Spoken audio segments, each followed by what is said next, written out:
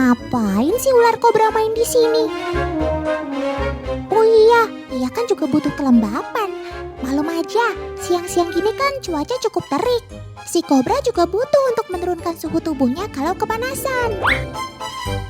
Atau jangan-jangan kamu sambil menyelam minum air, alias berendam sambil menyantap si kura-kura. Hayo ngaku sob. Ya Tuhan, apa tidak kebesaran untuk dimakan? Tubuhmu kan lebih kecil. Tidak! Apa yang baru saja terjadi? Coba Om Editor, putar ulang gambarnya lagi.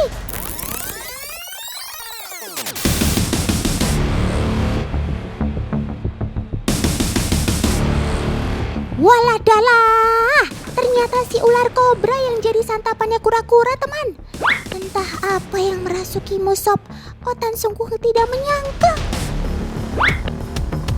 Teman, sobat Otan ini adalah kura-kura Brazil.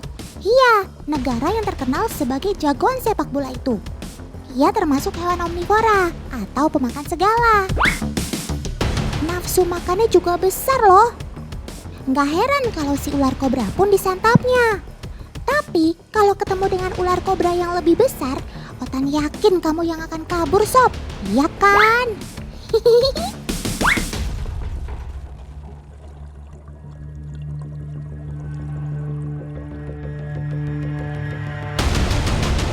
Kura-kura memang tidak punya gigi. Namun, mulutnya keras dan kuat seperti paruh burung. Mulutnya ampuh untuk mencengkeram dan mencabik mangsanya.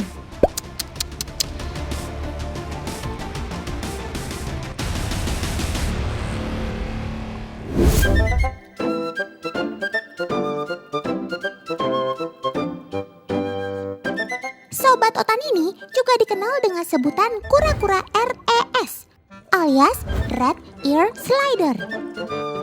Lihat saja, pada wajahnya ada semburat warna merah. Semburat kemerahan ini ada tepat di belakang matanya, seolah-olah menyerupai telinga yang berwarna merah. Nama Sobat Otan ini memang ada mantisnya, tapi ia bukan jenis belalang loh. Sobat Otan ini jenis krustasea laut.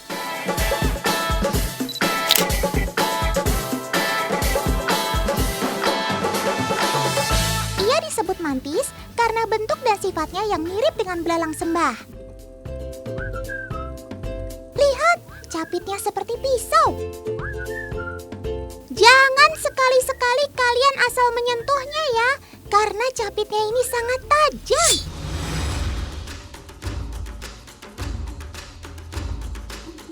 Oh iya, ia biasanya bersembunyi dan tinggal di dalam pasir. Dengan matanya yang tetap berada di atas permukaan, mangsa-mangsanya pasti tak akan sadar bahwa ia sudah menunggu.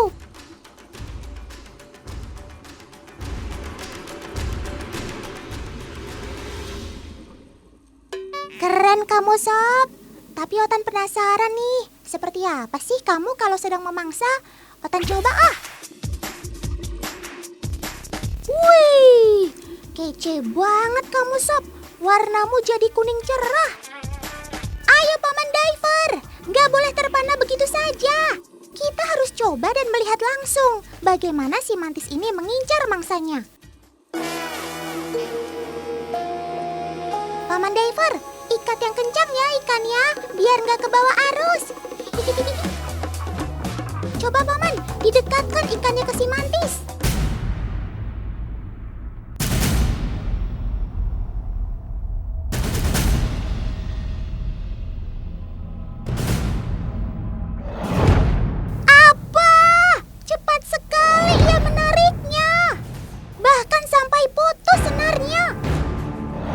Sudah lihat?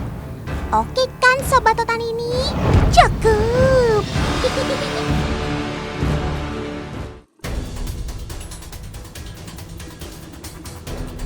Kalau yang ini masih sepupuan dengan si mantis. Perkenalkan, namanya udang sentadu.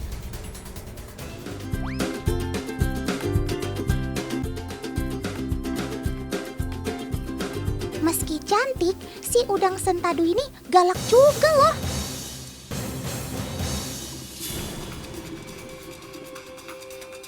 Sama seperti si mantis yang mempunyai capit seperti pisau, udang ini mempunyai capit yang berbentuk palu.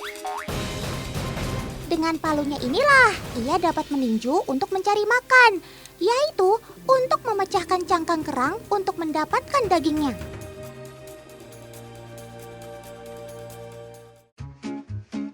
Tinjunya yang sangat kuat ini karena pada tinjunya terbentuk mineral hidroksiapit yang merupakan material utama penyusun tulang dan gigi manusia. Karena itu, tinjunya tidak mudah rusak. Kecepatan tinjunya dapat mencapai 80 km per jam loh.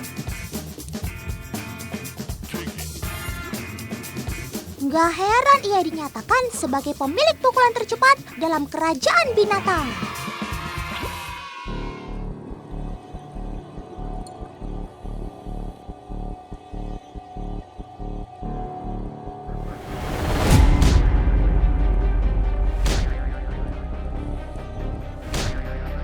Udang sentadu dapat memukul mangsanya berkali-kali dengan sangat cepat dan tanpa basa-basi. Kira-kira nih, kalau Otan tes dengan media kaca, bisa nggak ya si udang tinju ini memecahkannya? Oke, kita uji saja.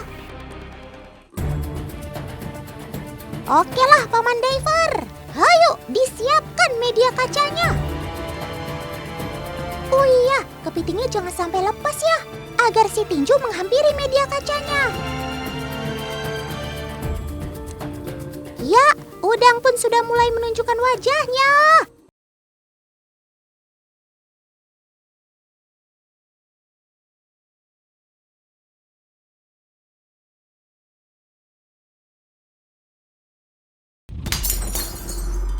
What?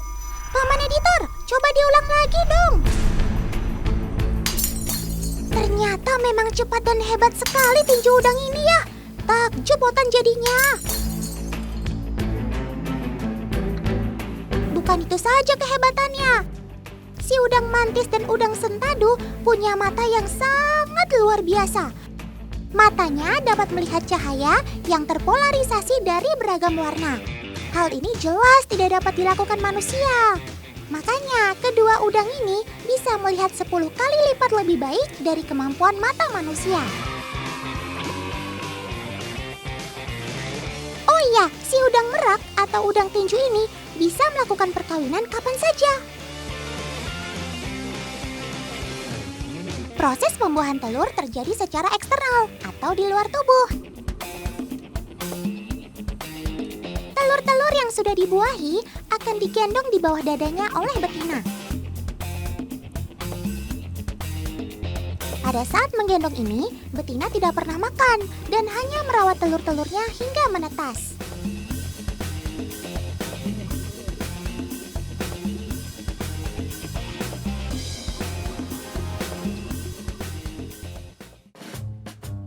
Setelah menetas, larva memerlukan waktu sekitar 6 minggu untuk memasuki fase dewasa.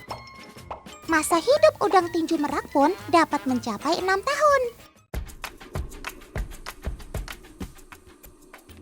Teman-teman di rumah, jangan sampai kesulitan membedakan kedua udang ini ya. Mudah saja kok membedakan mereka. Pada bagian mata udang mantis tidak berbentuk bulat dan mempunyai capit pisau tentunya. Sedangkan udang tinju mempunyai bentuk mata yang bulat dan mempunyai capit seperti palu. Musuh kedua udang ini di alam adalah gurita. Iya, gurita memang terkenal sebagai pemangsa lobster dan kepiting. Tapi udang mantis masih bisa melarikan diri dengan kecepatan yang ia miliki. Nggak boleh takabur, sob. Hati-hati loh. Tuh kan. Baru Otan bilang, kejadian deh. Namanya juga rantai makanan. Kamu nggak bisa menghindarinya. Cepat atau lambat, pasti akan terjadi.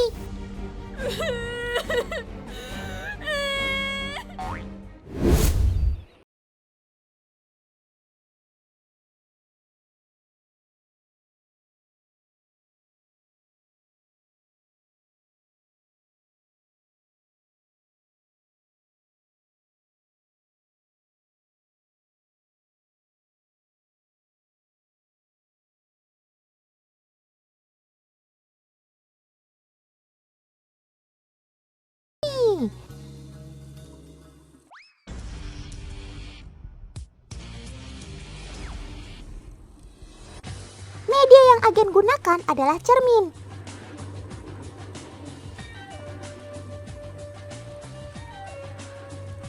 Blenny biasanya akan menempati sebuah lubang sebagai tempat tinggalnya, bahkan botol seperti ini.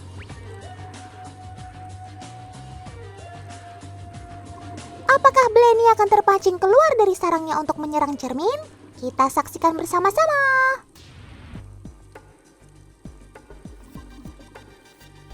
Sepertinya ia mulai terpancing dengan cermin karena membuatnya kesal dan gelisah.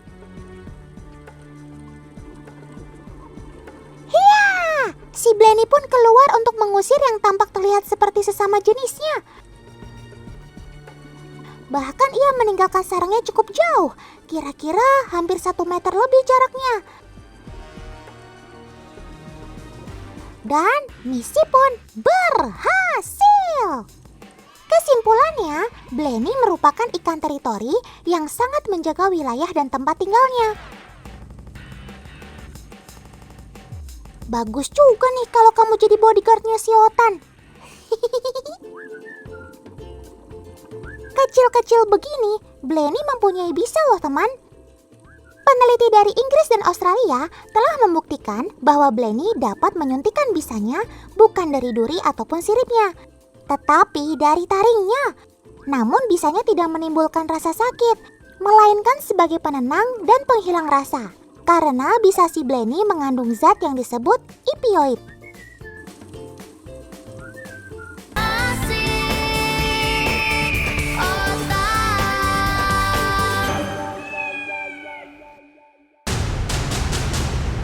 Kaica, hati-hati, nanti dicapit loh.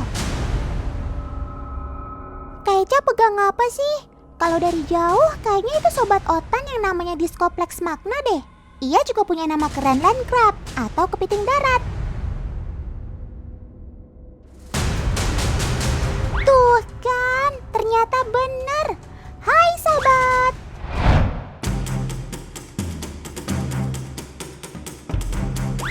Seperti kepiting pada umumnya, kepiting jenis ini juga menggunakan kedua capitnya sebagai alat utama melindungi diri. Kalau nggak hati-hati, wah, tangan bisa nyut-nyutan karena capitannya yang cukup kuat. Makanya harus hati-hati ya kalau ingin pegang. Usahakan tangan kita tidak terlihat oleh jangkauan mata si kepiting. Pegang di bagian sisi kanan dan kiri seperti Kaica ini. Tuh, aman kan?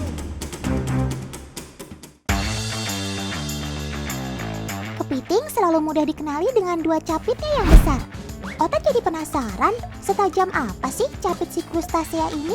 Hehehe, tapi jangan capit Otan ya sob, takut. Kak Debbie sudah siapin wortel nih untuk dipotong oleh si capit oranye.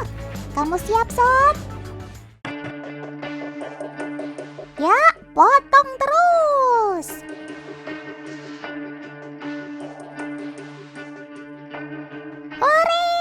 Akhirnya terpotong juga wortelnya. Ternyata capitmu tidak lemah, tapi tidak terlalu tajam juga ya sob. Perlu beberapa kali capit, baru deh wortelnya terpotong. Omnivora alias pemakan segala ini biasanya memakan tumbuhan seperti wortel ini dan juga buah-buahan. Otan udah gak meragukan lagi deh sob kemampuan capitmu. Kermaks alias keren maksimal.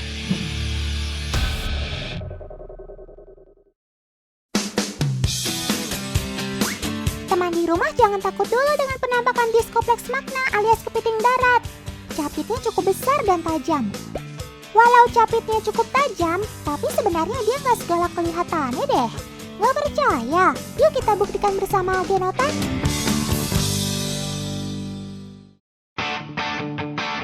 Kali ini ada Kak Debbie nih yang mau bantuin Otan. Kita mau lihat gimana sih reaksi si sobat Otan ini saat menghadapi gangguan.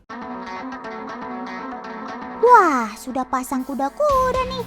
Kayaknya bakal seru. Ya. Iya.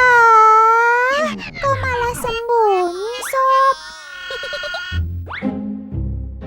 Daripada menyerang dengan menggunakan capitnya, hewan bercangkang ini lebih memilih untuk mempertahankan posisi dengan cara bersembunyi seperti ini.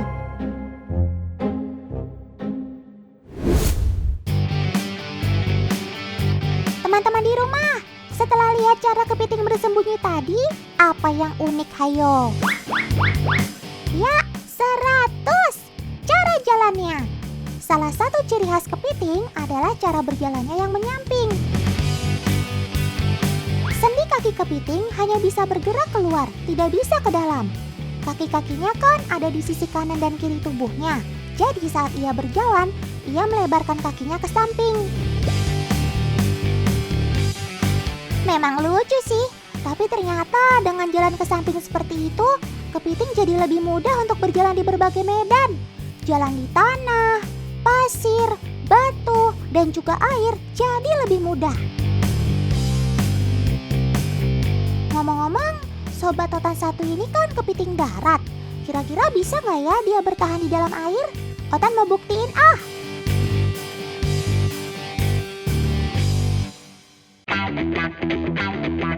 Agen Otan! Yuhu! Ayo Kak Eca, kita buktikan! Ya, perlahan tapi pasti ia mulai masuk ke dalam air dan wah. Santai amat Sob di dalam air. Namanya juga kepiting. Walau tidak berenang, tapi tetap bisa bertahan di air seperti ini kok. Keren maks kamu Sob. Keren maksimal.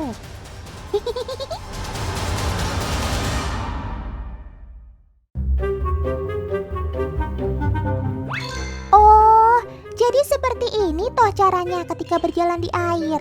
Kakinya yang tajam bisa menjaga keseimbangannya ketika di dalam air. Sedangkan cara jalannya yang miring benar-benar membantu saat ia mau naik ke permukaan. Anti kepleset deh pokoknya.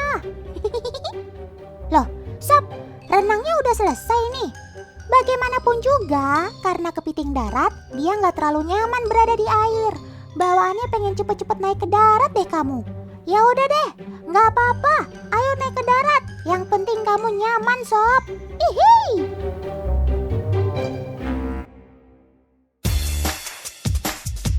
Teman-teman, waktu lihat cara jalan kepiting tadi merhatiin nggak? Di kaki kepiting ada bulu-bulu tipis loh. Di bagian tubuhnya juga ada. Teman-teman tahu nggak fungsinya buat apa? Jadi begini, arthropoda tidak bisa melihat dengan baik. Begitu juga dengan kepiting ini. Nah, bulu-bulu inilah yang digunakan oleh kepiting untuk mengenali lingkungannya. Bulu-bulu ini menangkap getaran, sehingga bisa mengetahui keberadaan pemangsanya. Keren ya?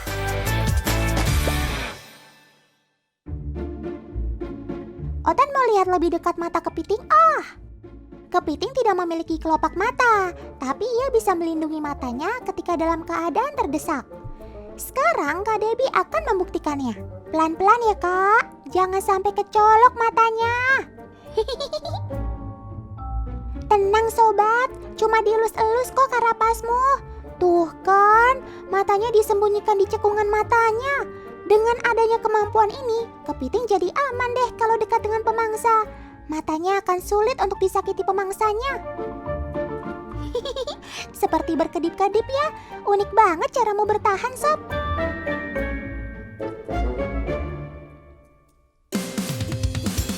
Teman-teman, kepiting hias nggak cuma ada di Skoplex Magna ya.